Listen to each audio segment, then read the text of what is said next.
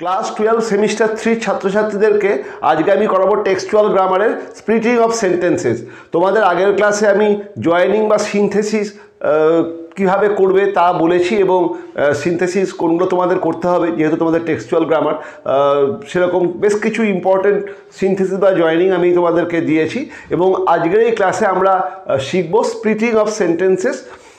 Splitting of sentence তোমাদের আছে, সেটা সব থেকে সোজা। সেটা হচ্ছে একটা সেন্টেন্স বা বাক্যকে একাধিক ছোট ছোট বাক্যে ভাগ করা। কিন্তু একটা জিনিস এখানে মনে রাখার, যে ভাগটা আমরা করব সবকটাই হবে সরল বাক্য বা সিম্পল সেন্টেন্স। অর্থাৎ স্প্লিটিং অফ সেন্টেন্স বলতে আমরা বুঝি একটি বাক্যকে ভেঙে একাধিক ছোট ছোট সরল বাক্য বা সিম্পল সেন্টেন্সে পরিণত করা। It means splitting of a sentence into two or more simple sentences without changing the meaning of the sentence. কিন্তু একটা জিনিসই মনে রাখার, যে মূল সেন্টেন্সটা ভেঙে আমরা এক বা একাধিক ছোট ছোট এই সরল বাক্যে পরিণত করব, সেই সরল বাক্যগুলির অর্থ সেই মূল বাক্যটির অর্থের সমান হয়। যে বাক্যটি আমাদেরকে দেবে সেটিকে ভেঙে এক বা একাধিক সরল বাক্য বা সিম্পল সেন্টেন্সে আমাদের পরিণত করতে হবে, কিন্তু মূল বাক্যটির যে অর্থ সেটার কোনো পরিবর্তন হবে না। এটা খালি মনে রাখার।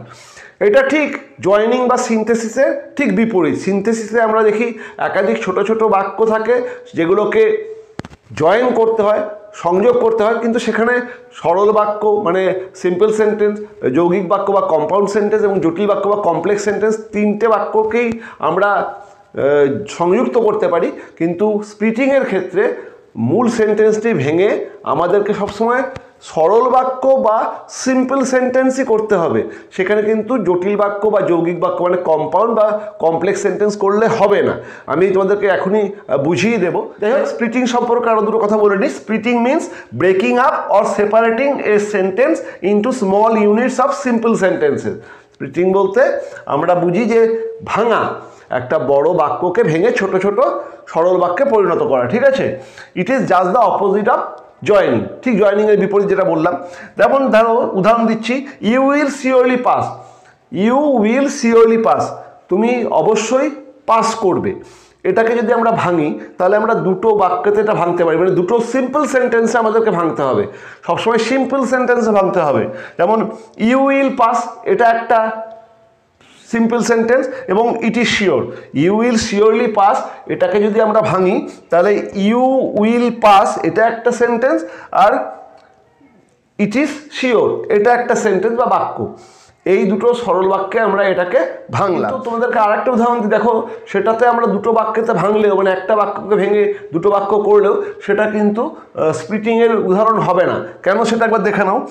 The man who came to repair the car told me that its engine was broken. যে মানুষটি আমার কাছে গাড়িটি নিয়ে এসেছিল সারাবার জন্য, সে বলেছিল যে গাড়িটার ইঞ্জিন ভেঙে গেছে।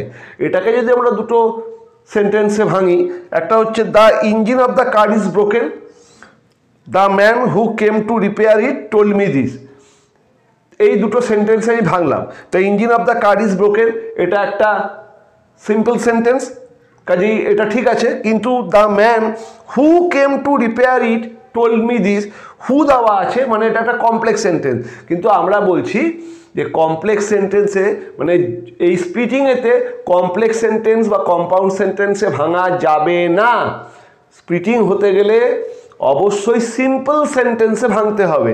কাজেই এটা যদিও দুটো বাক্যে ভাঙা হয়েছে, এটা স্প্লিটিংয়ের উদাহরণ না, তার কারণ এখানে যে শেষের বাক্যটি সেটি কমপ্লেক্স সেন্টেন্স বা জটিল বাক্য। আমাদেরকে এটা মনে রাখতে হবে যে স্প্লিটিং বলতে একটা বড় বাক্য বা মূল বাক্যকে ভেঙে ছোট ছোট একাধিক বাক্যে ভাগ করতে হবে, এবং যে ছোট ছোট পার্টে বা যে ছোট ছোট বাক্যে আমরা ভাগ করব সেই বাক্যগুলিকে প্রত্যেকটিকেই সরল বাক্য বা সিম্পল সেন্টেন্স হতে হবে।